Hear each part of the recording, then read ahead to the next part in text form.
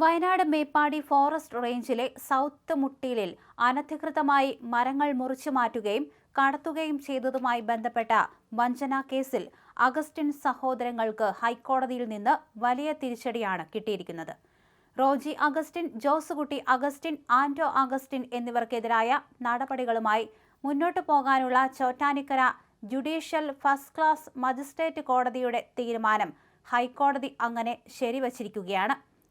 Ernakulam Ambalamedu police register ചെയ്ത case റദ്ദാക്കണമെന്നാവശ്യപ്പെട്ട് പ്രതികൾ സമർപ്പിച്ച ഹർജികളാണ് ജസ്റ്റിസ് ജി ഗിരീഷ് തള്ളിയത്.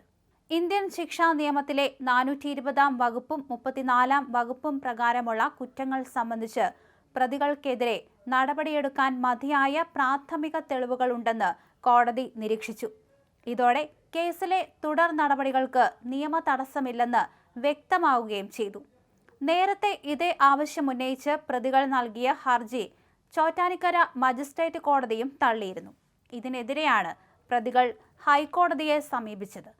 വനംവകുപ്പിന്റെ കൃത്യമായ പാസ് ഉണ്ടെന്ന് തെറ്റിദ്ധരിപ്പിച്ച് വയനാട്ടിലെ മേപ്പാടി ഫോറസ്റ്റ് റേഞ്ചിൽ നിന്ന് നിയമവിരുദ്ധമായി മുറിച്ച തടികൾ അമ്പലമേട് സ്റ്റേഷൻ പരിധിയിലുള്ള വ്യാപാരിക്ക് വിൽപ്പന നടത്താൻ ശ്രമിച്ചതിനാണ് പോലീസ് കേസെടുത്തത്.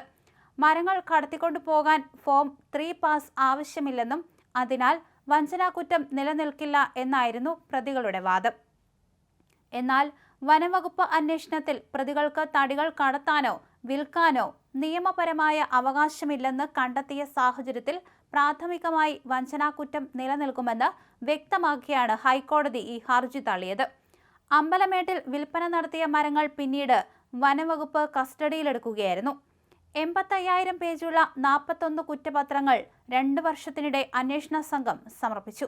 36 കുറ്റപത്രങ്ങളിലും ആന്റോ അഗസ്റ്റിൻ, റോജി അഗസ്റ്റിൻ, ജോസുകുട്ടി അഗസ്റ്റിൻ എന്നിവർ നടത്തിയ ഈട്ടിക്കൊള്ളയെക്കുറിച്ച് വിശദമായി തന്നെ പറയുന്നുണ്ട്. ഭൂവുടമകളായ ആദിവാസികളെ കബളിപ്പിച്ച് കോടികൾ വില വരുന്ന ഈട്ടിമരങ്ങൾ 14 ലക്ഷം രൂപ മാത്രം നൽകി തട്ടിയെടുത്തെന്നാണ് ആരോപണം.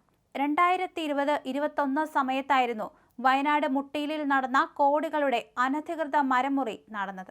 അഗസ്റ്റിൻ സഹോദരങ്ങളടക്കം 12 പേരാണ് കേസിലെ പ്രതികൾ. 1964 ശേഷം പട്ടയം ലഭിച്ച ഭൂമിയിൽ സ്വയം കിളിർത്തതോ കർഷകർ നട്ടുവളർത്തിയതോ ആയ മരങ്ങൾ മുറിക്കാമെന്ന 2024 സർക്കാർ പുറത്തിറക്കിയ ഉത്തരവിന്റെ മറവിൽ കോടികൾ വിലമതിക്കുന്ന മരം മുറിച്ചു കടത്തിയെന്നാണ് കേസ്.